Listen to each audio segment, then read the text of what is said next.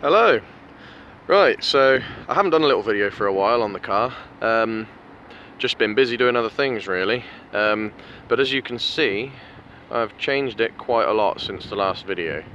So I thought I'd do a little up-to-date video just to show everybody what I've done. And it's obviously pretty obvious to anyone that's seen the video before of what this car used to look like. But yeah, so I've owned the car for a very long time, probably 15 years or more, and it's always been just the plain white colour. I've never done anything to the bodywork before, but I've always wanted to do an IMSA GTO livery, like a sort of homage to the proper Audi 90 IMSA. Never had the balls to do it before, but I finally decided that I was going to do it, and yeah, so this is basically the results. It's probably not going to be everybody's cup of tea, but me personally, I'm so glad I did it. I think it looks amazing. It's really given the car a new lease of life. It's totally changed the way it looks, and yeah, I love it. So the car itself, for anyone that doesn't know, it's an Audi 90 Sport 20 valve. In itself, it's a very rare car. There's not many left on the road at all. It's definitely below 5 in the UK that's left on UK roads. Other areas of the world, maybe Germany, places like that, there probably are a few more, but general scheme of things, it's a very rare car. So the livery itself then is, as I just said, it's kind of a copy of the IMSA GTO livery. I've tried to copy it as much as I can, so everything should be the right colours, should be the right fonts of all the logos.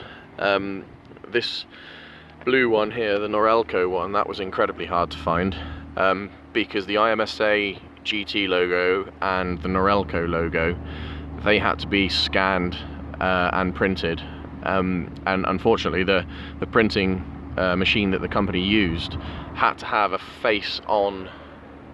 direct face-on picture of the Norelco logo, otherwise it wouldn't scan properly. So when the car was completed, first off, that logo wasn't on it, but now it is. I managed to find it, and it's definitely finished it off. It needed to be there. Colours, they're as correct as they can possibly be.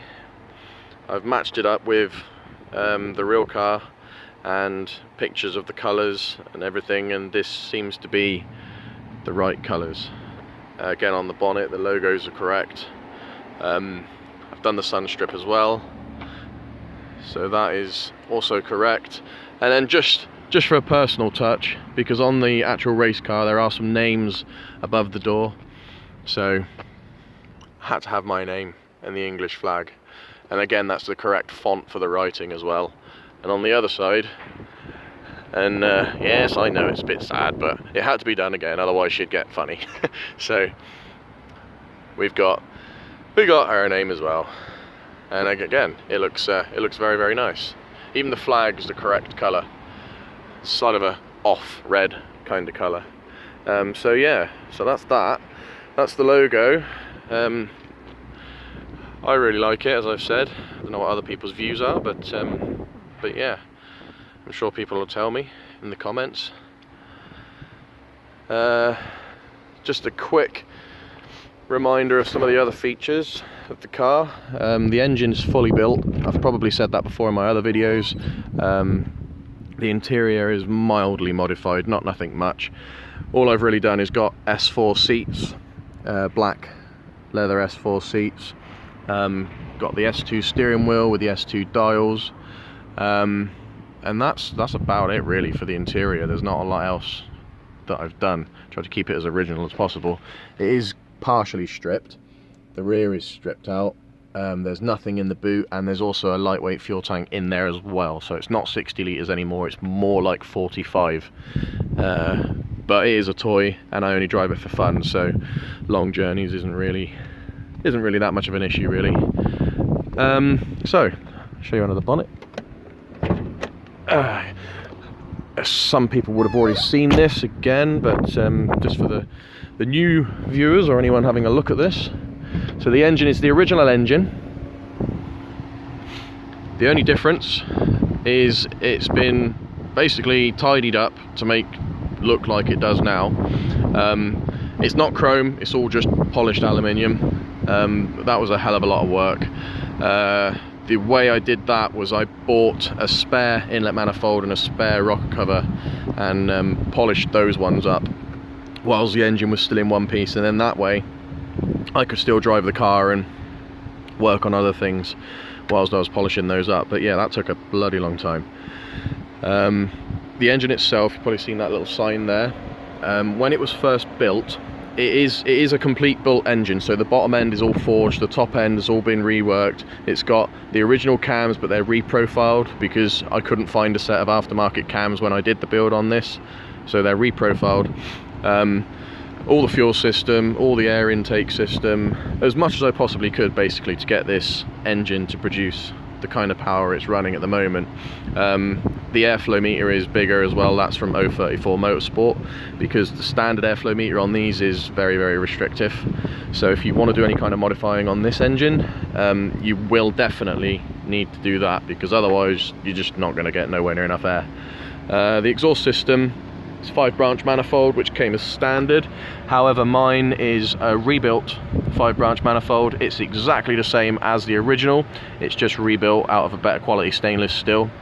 Infinity exhaust on the M4, the Bath turn-in, they did that.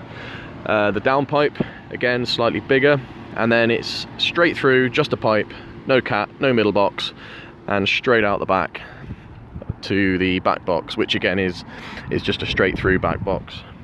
There's no restrictions or anything in there to hold it up.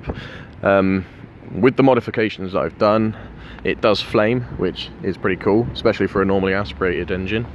It's quite uncommon. Normally, if you've got an unaspirated engine, normally aspirated engine, sorry, that does flame, it's normally because you've had it mapped into the ECU or for whatever reason. But this one isn't. This is it just flames naturally, which is really cool.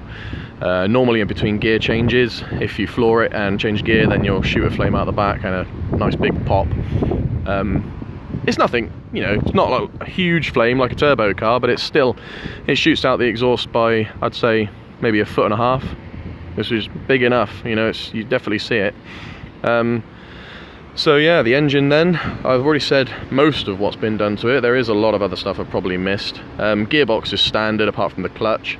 That's just a stage 1 black diamond in there. It's plenty good enough to cope with the power. The brakes, they're uprated. Standard calipers, we've just got M-Tech drilled and grooved discs with EBC green stuff pads, and the same on the rear as well.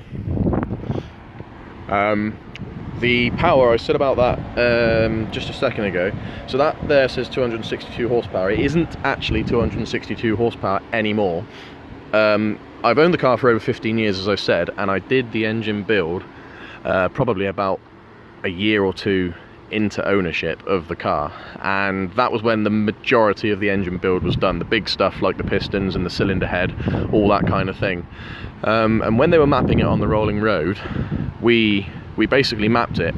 It's got a standalone ECU as well, which I should have mentioned, because you can't do any mapping or anything with these and the old ECU, because it's just too old. Obviously, that makes sense.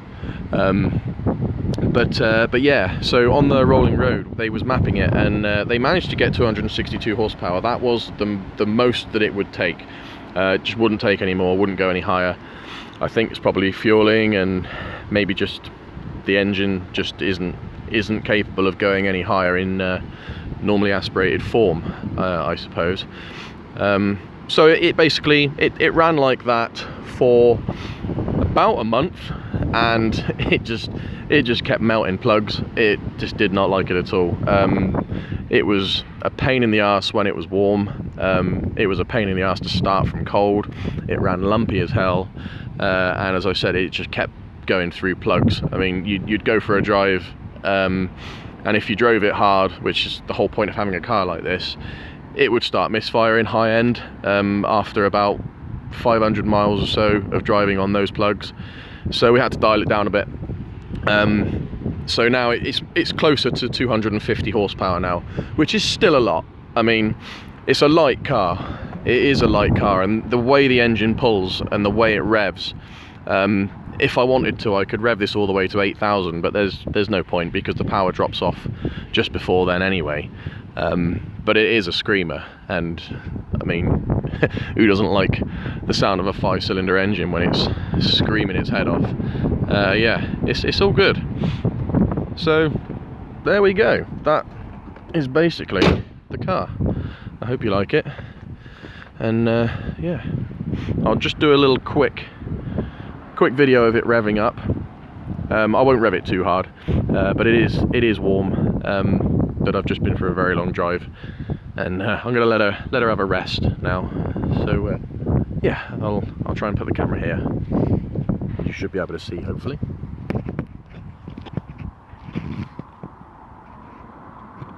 Hopefully that will work. Okie dokie, I'll go and start it up for you.